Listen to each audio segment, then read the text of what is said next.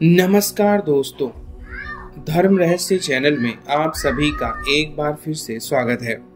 आज हम लोग अघोरी तांडव गणपति के विषय में बात करेंगे। एक ऐसी मूर्ति, उससे जुड़ी हुई कहानी जो कि पेशवा परिवार से संबंधित रही और उसने कैसे विनाश कर दिया इतनी बड़ी मात्रा में कि आप एक मूर्ति के प्रभाव के द्वारा ऐसा होना सोच भी नहीं सकते हैं। तो चलिए जानते हैं इस सत्य घटना के विषय में कि आखिर कैसे अघोरी तांडव गणपति विशेष प्रकार का एक तांत्रिक महत्व रखते हैं। नमस्कार गुरुजी, मेरे अनुभव पर जवाब देने के लिए शुक्रिया। मेरा नाम पता गोपनीय रखिएगा। इस साधना के विषय में मैंने YouTube पर देखा था। जब मैंने इस कहानी को जाना और उसकी पुस्तक पढ़ी तब मुझे पता चला।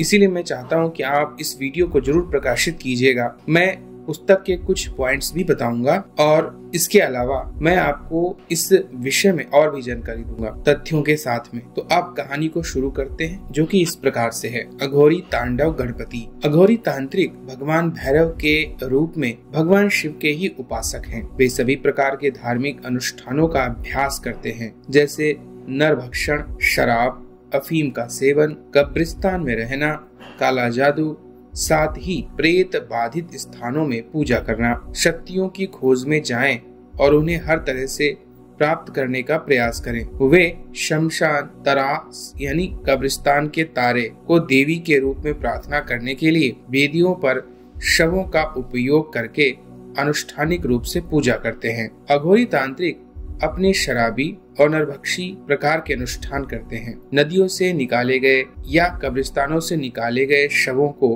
कच्ची और खुली आग दोनों तरह से पकाया जाता है, क्योंकि अघोरियों का मानना है कि अन्य लोग मृत व्यक्ति मानते हैं वह जीवन से रहित प्राकृतिक पदार्थ है। इसे एक बार शामिल किया गया था। अघोरियों के लिए कुछ भी अशुद्ध नहीं होता है और ना ही भगवान से अलग होता है। इस कहानी में शापित और दुष्ट मूर्ति अघोरी तांडव गणपति की रचना 1765 ईस्वी के कुछ समय बाद की गई थी। इसकी उत्पत्ति पेशवा परिवार के भीतर उत्तराधिकार युद्ध से मानी जाती है। पेशवा सवाई माधवराज गद्दी पर जब बैठे थे और वह बीमार थे, डॉक्टर ने कहा कि उनके पास जीने के लिए ज्यादा समय नहीं है। उनके चाचा रघुनाथ राव अपने लिए सिंहासन चाहते थे और केवल अपने भतीजे के मरने की प्रतीक्षा कर रहे थे। उन्होंने अपने भतीजे को जीवित रहने से रोकने के लिए कोटराकर गुरुजी नाम के एक अघोरी तांत्रिक की मदद मांगी थी। वह मैसूर का रहने वाला था। इस तांत्रिक के पास तंदन नृत्य, मृत्यु का नृत्य करते हुए गणेश जी की यह मूर्ति थी। यह 5 धातुओं के मिश्रण से बनी हुई थी, 1.5 फुट ऊंची। ऐसा कहा जाता था कि जो भी इस अघोरी मूर्ति के संपर्क में आया उसका भयानक अंत हुआ है। इस प्रतिमा के सबसे महानतम पेशवा नारायण राव सवाई माधवराव के छोटे भाई थे। इससे क्रोधित होकर रघुनाथ राव और उनकी पत्नी आनंदी बाई ने उन्हें मारने की साजिश रची। उनके निर्देश पर हत्यारों का एक गिरोह नारायण राव को मारने के लिए शनिवार वारा में घुस गया। युवा लड़का काका माला वाचवा यानी चाचा कृपया मुझे बचाएं, यह चिल्लाते हुए अपने चाचा के पास भागा। इस समय रघुनाथ राव तांत्रिकों के साथ इस शापित मूर्ति की पूजा कर रहे थे। जैसे ही नारायण राव कमरे में दाखिल हुए, हत्यारों ने उनकी हत्या कर दी। ऐसा कहा जाता है कि मूर्ति पूरी तरह से मृत पेशवा के खून से लथपथ थी। यह प्रतिमा उनकी पहली बलि या बलिदान होने का दावा करती थी और इस तरह के बलिदानों का अनुसरण करती थी। अपने भतीजे की हत्या से रघुनाथ राव को कोई लाभ नहीं हुआ।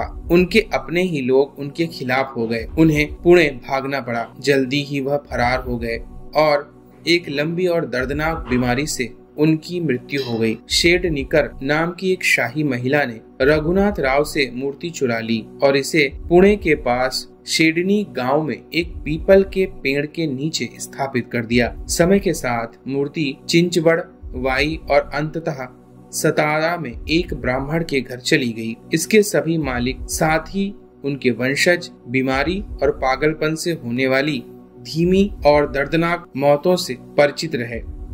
सत्या नाम का एक ब्राह्मण इतना परेशान हुआ कि उसने मूर्ति को हटाकर अपने घर के पीछे बने एक बड़े कुएं में फेंकने का फैसला किया। लगभग 50 साल बाद सतारा शहर के एक प्रसिद्ध सन्यासी, जिन्हें गोडबोले शास्त्री यानी स्वामी चंद के नाम से भी जाना जाता था, ने एक सपने में इस श्रापित अघोरी तांडव गणपति को देखा। उन्होंने अपने शिष्य श्री वामन राव कामत को खोजने का अनुरोध किया। कुछ पूछताछ के बाद श्री कामत को अपने शापित इतिहास के बारे में पता चला। उसे यह भी पता चला कि ब्राह्मण जिसने मूर्ति को कुएं के अंदर फेंक दिया था, उसकी भी भयानक मौत हो गई थी। परिणाम स्वरूप श्री कामत ने मूर्ति की खोज में देरी करना और उसे टालना शुरू कर दिया। हालांकि गोडबोले शास्त्री को सपने की उस तरह की स्थितियां आने लगी जिसमें उन्होंने उस मूर्ति को प्रतिदिन चले जाने और भीख मांगते हुए देखा था। काफी विचार विमर्श के बाद श्री कामत ने मूर्ति को कुएं से बाहर निकाला। उसने उस मूर्ति को घर में स्थापित किया और प्रतिदिन उसकी पूजा करता था। मनहूस मूर्ति ने कामत परिवार को भी अपना अगला शिकार बनाया। धीरे धीरे परिवार के सभी सदस्यों की भयानक मौत हो गई। 1937 में श्री कामत की भी धीमी और दर्दनाक मृत्यु हो गई। जैसे ही उनका पूरा परिवार मर गया, उनके एक दूर के रिश्तेदार ने शापित मूर्ति को पूजा कक्ष से एक भूमिगत कक्ष में स्थानांतरित कर दिया। 1946 में श्री कामत के दूर की चचेरी बहन श्रीमती चिपलूनकर ने मूर्ति पर कब्जा कर लिया। वह भी धीरे धीरे पक्षघात की बीमारी के कारण मर गईं। मुंबई के एक प्रमुख प्राचीन संग्रहकर्ता श्री मोघे ने इस ऐतिहासिक मूर्ति के बारे में सुना और इसे प्राप्त करना वह चाहते थे। सत्या में श्रीमती चिपलूनकर ने यह मूर्ति प्राप्त करने के लिए उन्होंने अपने पुणे के मित्र डी से कहा। एस बापट से अनुरोध किया। बापट अपने मित्र श्री सोनटक्के से अनुरोध करने लगे और इस मूर्ति को अपने साथ लेकर पुणे चले।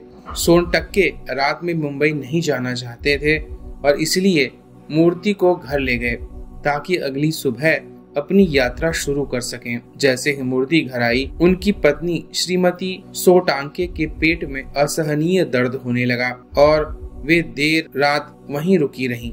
अगली सुबह श्रीमान सोनटक्के मनहूस मूर्ति के साथ चले गए। अचानक दर्द उनका बंद हो गया। दुर्भाग्य से श्रीमती सोनटांके फिर कभी बच्चा पैदा नहीं कर सकी। श्री मोघे एक प्राचीन वस्तु संग्राहक इस मनहूस मूर्ति के अगले शिकार बने। उनका बेटा जल्द ही मानसिक रूप से बीमार हो गया। उसे पागल खाने में भर्ती कराना पड़ा। श्री मोघे ने अपना सारा पैसा खो दिया और दिवालिया हो गए। श्री मोघे के एक मित्र थे, श्री केशव राम अयंगर। उन्होंने कुख्यात मूर्ति श्री अयंगर को सौंप दी और उनसे इसे नष्ट करने को कहा। श्री अयंगर ने महसूस किया कि ऐसी बुरी वस्तु को उचित पवित्र तरीके से नष्ट किया जाना चाहिए। वह मूर्ति को हिंदू धर्म के सबसे पवित्र पुजारी कांची के शंकराचार्य के पास लेकर गए। शंकराचार्य ने मूर्ति पर एक नजर डाली और अयंगर से दुष्ट मूर्ति को जल्द से जल्द हटाने के लिए कहा,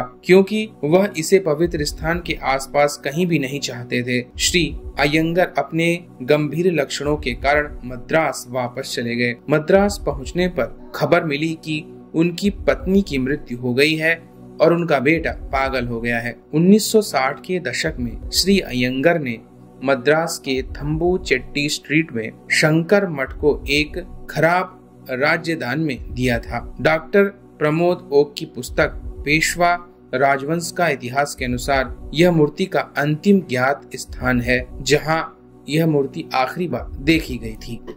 गुरुजी गणपति का चित्रण शनिवार वाड़ा पेशवाओं का महल, जहां अघोरी तांडव गणेश की मूर्ति की पूजा रघुनाथ राव जी द्वारा की जाती थी। पेशवा घराने का इतिहास, पेशवा राजवंशों का इतिहास, डॉक्टर प्रमोद ओक, पृष्ठ 7.337। दूसरा संदर्भ है भारत इतिहास संशोधन मंडल पेपर्स खंड 2 अध्याय 1 और 2। तीसरा संदर्भ है केसरी अखबार के लेख दिनांक 26 मार्च 1978 और 9 जुलाई 1978।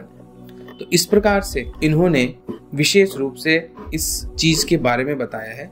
यह मूर्ति इतनी ज्यादा शापित थी कि जिसके कारण असंभव रूप से पूरे के पूरे परिवार और वहाँ जिसके पास भी यह रही उसका विनाश उसने कर दिया। पुराने समय में तांत्रिक तरीकों से ऐसी मूर्तियों का निर्माण किया जाता था, लेकिन जब इस प्रकार की मूर्तियों का निर्माण किया जाता था और जिसमें मारण प्रयोग को स्थापित किया जाता था तो बड़ी सावधानी के साथ में इन चीजों को करना पड़ता था। लेकिन अगर इसमें कोई गड़बड़ी हो जाए, जैसा कि आपको कहानी में पता ही है, तो मूर्ति स्वयं बलि लेना शुरू कर देती है और जो भी उससे जुड़ता है वह उसकी बलि लगातार लेती रहती है। ये उसी प्रकार के शस्त्र की तरह है जैसे किसी राजा के पास कोई तलवार रखी हो, उसका वह पूजन करता हो, लेकिन वह तलवार शत्रुओं के रक्त से सदैव नहाई रहती हो, लेकिन कभी गलती से उसी तलवार से उस व्यक्ति का सर कट जाए तो वह उस राजा के खून से भी नहा जाती है, क्योंकि कोई भी चीज जिसका जो स्वभाव होता है उससे वह नहीं हटती। भगवान गणपति की पूजा तांत्रिक तरीके से जब की जाती है तो वह बहुत ज्यादा शक्तिशाली माने जाते हैं। और अगर तांडव गणपति, जैसे कि हम भगवान शिव को तांडव करते हुए संसार का विनाश करते हुए देखते हैं, उसी तरह तांत्रिकों ने तांडव गणपति की रचना की होगी ताकि वह नाश कर सके और मारण शक्ति का भयानक प्रयोग चारों तरफ हो जाए। लेकिन कभी कभी कहते हैं ना, पटाखे बनाने वाली फैक्ट्री लोगों को उनके मनोरंजन के लिए बहुत सारे पटाखे देती है, लेकिन अगर पटाखा फैक्ट्री में ही आग लग जाए तो पूरा क्षेत्र जलकर राख हो जाता है। ऐसा ही कुछ इस मूर्ति के साथ भी हुआ था। जैसे कि इन्होंने बताया कि इस मूर्ति के विषय में अब जानकारी नहीं है, लेकिन यह एक ऐसी भयानक ज्वाला है, अगर यह मूर्ति कहीं भी ऐसे ही रख दी जाए तो अपना मारण कार्य शुरू कर देगी, चाहे वह कहीं पर भी स्थित क्यों न हो। तो ये थी जानकारी अघोरी तांडव गणपति के विषय में। अगर ये कहानी और सत्य घटना आपको पसंद आई है तो लाइक करें, शेयर करें, सब्सक्राइब करें। आपका दिन मंगलमय हो। जय मां पराशक्ति।